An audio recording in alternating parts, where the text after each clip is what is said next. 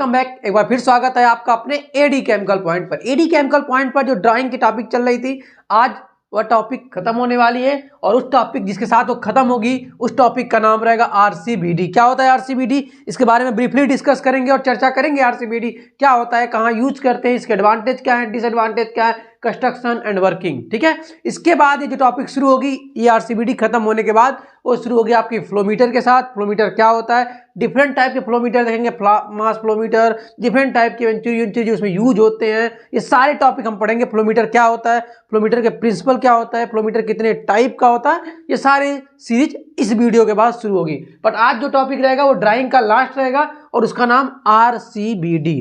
चलिए पहले इसी से चर्चा कर लेते हैं कि इसका नाम आरसीबीडी क्यों पड़ा। इसका नाम आरसीबीडी क्यों पड़ा? आरसीबीडी बोलने से पहले एक बार बता दें, अगर आप नए हैं तो अभी तक इस टॉपिक पे, मतलब इस चैनल पे ड्राइंग की ये लास्ट सीरीज हमने ड्राइंग पढ़ा क्या होता है, ड्राइंग में एक टॉपिक एक इक्विपमेंट पढ़ा हमने। वैक्यूम ड्रायर क्या होता है, ट्रे ड्रायर क्या होता है, स्पिन फ्लैश ड्रायर क्या होता है, स्टीम फ्लैश ड्रायर क्या होता है, ये सारी हमने चर्चा की। आरबीडी हमने चर्चा की, आरबीपीडी हमने चर्चा की और आज उसी में लास्ट है आरसीबीडी, रोटरी कोन वैक्यूम ड्रायर। तो चलिए ये चीजें इसलिए आपको बता रहा हूं, हो सकता है आप नए हो, आपको चीजें जानकारी लेनी हो, तो आप इस प्लेटफॉर्म पे हैं जहां पे चीजें आपको आसानी से अवेलेबल है। क्या होता है आरसीबीडी? आरसीबीडी बोले तो जैसा कि नाम से ही मालूम, मैंने बताया था, आप ये देख रहे हो जो चीजें रोटेट करेंगी अपने सेंटर पे, सपोज करो या कोई आपका एक सेंटर और इसी सेंटर पर 360 एंगल का बार बार राउंड अप ले रहा है, मतलब वो क्या कर रहा है, रोटेट कर रहा है, इसीलिए इसका नाम पड़ा रोटरी। क्लियर है? ये मतलब इतना तो आप समझ गए होगे। अगर कुछ ना जान रहे हो और इसमें रोटरी लगाए, मतलब आपके दिमाग में एक बात तो फिट हो गई होगी कि इसमें कोई ना कोई एक ऐसा पार्ट होगा जो अपने सेंटर से ही 360 एंगल का राउंड अप ले रहा होगा। क्लियर है? अभी देखेंगे कौन सी ऐसी चीजें हैं जो राउंड अप ले रही हैं।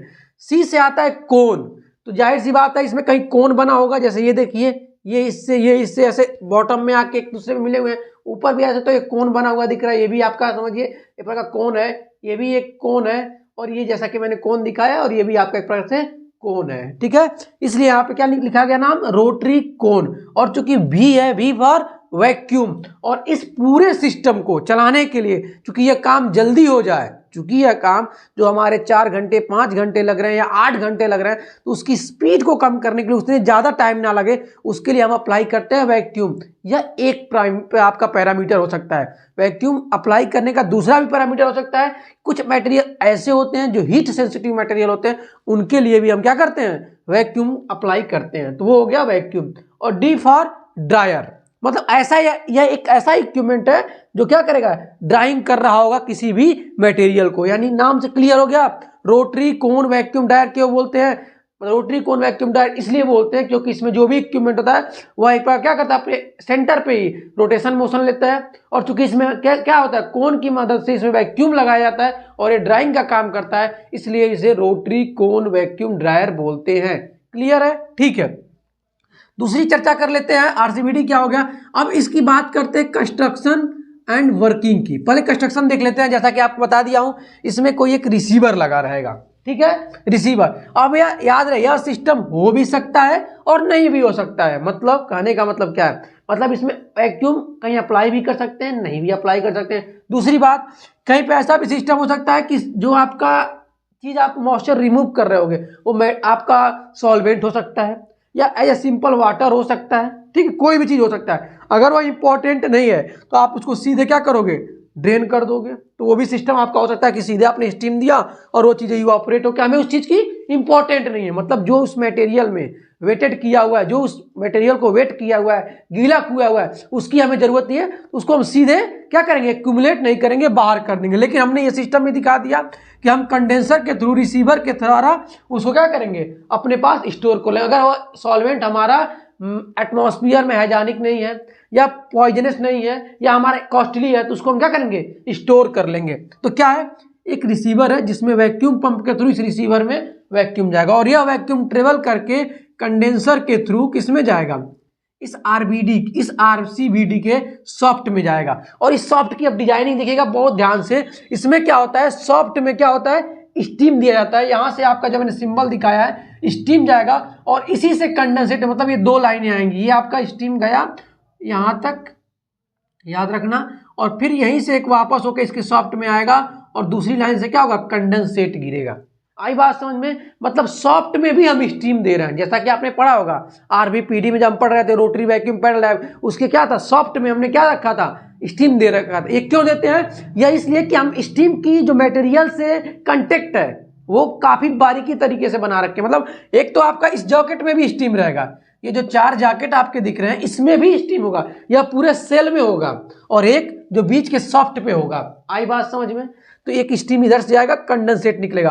अब आप स्टीम भी यूज कर सकते हो, आप वहां पे थर्मल ऑयल भी यूज कर सकते हो, ठीक है, और दूसरा आप हॉट वाटर भी यूज कर सकते हो।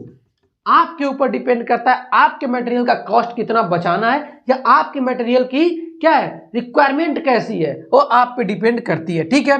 और इस जैकेट में भी स्टीम दिया जाता है। क्या कहता है, आप अक्सर देखोगे जब आपका रोटरी कोन वैक्यूम ड्रायर, ये जो आपका पूरा सिस्टम है, ये जो आपका हॉलो सिलेंडर दिख रहा है, यह पूरा क्या होता है, ये राउंड करता है। आप ऐसे देखोगे ना, अब चूंकि 3D में तो मैं दिखा नहीं सकता, इसलिए आपको ऐसे था, यह सिस्टम बार बार ऐसे ऊपर से नीचे क्या होगा, राउंड लेगा, राउंड लेगा। तो यह सॉफ्ट इसमें जुड़ा होगा, सॉफ्ट तो बीच में जुड़ा होगा, लेकिन यह सिस्टम बार बार नीचे से ऊपर से नीचे आपका घूमता रहेगा। तो इस घूमने की वजह से इस जैकेट में भी हम क्या करते हैं, स्टीम देते हैं। आई बात समझ में, यह स्टीम आपका जैकेट यहां से अप्लाई हो जाएगा, ठीक है। और यह स्टीम होने के बाद यहां से क्या होगा, एक जगह जाएगा ये पूरे सिलेंडर में, और लास्ट बॉटम से हम क्या करेंगे, कहीं पे कंडेंसेट निकाल देंगे। आई बात समझ में, ठीक है।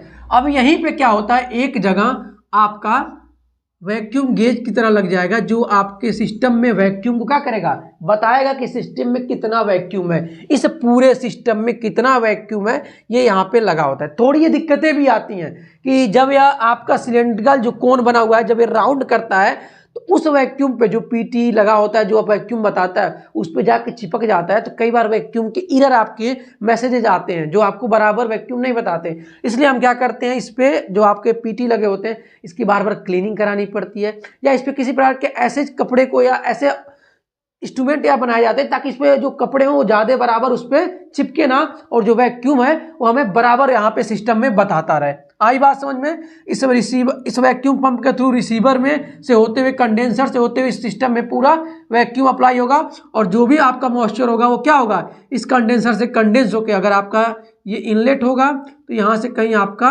आउट हो रहा होगा, ठीक है। ये इनलेट और ये आउट आपका, माफ करिएगा, ये आपका आउट हो रहा होगा, ठीक है। और जो भी आपका रिसीवर से जो भी आपका सॉल्वेंट है वो रिसीवर में आ जाएगा। और एक टाइम के बाद जब हमारा इस मटेरियल से मॉइस्चर रिमूव हो जाएगा, तो डिस्चार्ज से, जो कि यहाँ पे बटरफ्लाई वाल स्पेशल यहाँ पे क्या लगाया जाता है, 90 to 95% आप देखोगे आरसीबीडी में क्या होगा, बटरफ्लाई वाल का यूज किया जाएगा। यह एक आसान होता है ताकि हम आसानी से जो भी मटेरियल हो यहाँ से डिस्चार्ज के थ्रू आप अपने पास कलेक्ट कर लें। आई बात समझ में, कंस्ट्रक्शन समझ में आ गया, साथ ही साथ वर्किंग भी समझाने की कोशिश किया। एक बार और रिवाइज करता हूं, यह रोटरी कोन वैक्यूम ड्रायर अपने एक ही सेटनर पे राउंड करता रहता है, और वह राउंड केवल कोन करता है क्योंकि यह सिस्टम में हम वैक्यूम लगाते हैं, तो वैक्यूम पंप के थ्रू होते हुए रिसीवर कंडेंसर के साथ इस सिस्टम में चला जाता है। क्लियर है। यह वैक्यूम फाइंड करने के लिए एक यहाँ पे पीजी लगा होता है जो आपके सिस्टम को बताता है कि इसमें कितना वैक्यूम है, ठीक, ओके। जो मटेरियल हमारा, चूंकि हम इसमें स्टीम सॉफ्ट में भी देते हैं, तो उसका कंडेंसेट हम यहाँ से निकालते हैं, और आफ्टर टाइम जब हमारा मॉइस्चर रिमूव हो जाता है तो उसको हम डिस्चार्ज से क्या करते हैं, आउटपुट करके बाहर निकाल लेते हैं। क्लियर है। रोटरी कोन वैक्यूम ड्रायर की कंस्ट्रक्शन एंड वर्किंग, इसके सारे इक्विपमेंट्स आपको पते चल गए, ठीक है। अब ये तो जान गए क्या होता है आरबीपीडी, अब यह जान जाए कि किस टाइप के मटेरियल के लिए आरसीबीडी का यूज किया गया। जब हमारे पास रोटरी वैक्यूम था, हमारे पास जब आरबीपीडी रोटरी वैक्यूम पैडल ड्रायर था, जब हमारे पास टीडी यानी ट्रे ड्रायर था, वैक्यूम ट्रे ड्रायर था, स्पिन फ्लैश ड्रायर था, स्टीम फ्लैश ड्रायर था, तो इसकी जरूरत क्यों पड़ी। तो ऐसे मटेरियल जो आपके क्या थे, पॉइजनस थे, क्या थे, पॉइजनस थे, या दूसरी ऐसे मटेरियल जो आपके कम टेम्परेचर पर इजीली ऑपरेट, मतलब कम ही टेम्परेचर पर क्या हो रहे थे, इवापोरेट हो जाते थे। आई बात समझ में। और ऐसे मटेरियल के लिए हम किस में जाएं, क्योंकि सारे इक्विपमेंट तो है भी थे, उसमें ज़्यादा स्टीम देना पड़ता, तो ऐसे टाइप के मटेरियल के लिए आरसीबीडी लाना पड़ा।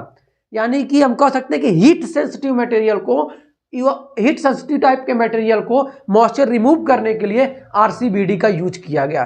क्लियर है। अगर आपसे कोई पूछता है कि वाई यू यूज RCBD, तो आपका सीधा सा सिंपल होगा, हीट सेंसिटिव मटेरियल को हैंडल करने के लिए RCBD का यूज किया जाता है। इसमें यूटिलिटी आप अपने हिसाब से लगा सकते हैं जैसी आपके मटेरियल की रिक्वायरमेंट होगी। फिर भी अगर आपको कोई RCBD से ऐसा क्वेश्चन है जो रह गया है तो आपको नोट्स दिया जाएगा, वह नोट्स हिंदी और इंग्लिश दोनों में दिया जाएगा। अगर फिर भी आपको चीजें समझ में नहीं आती है तो आप कमेंट बॉक्स का सहारा ले सकते हैं। Thank you friends watching my this video.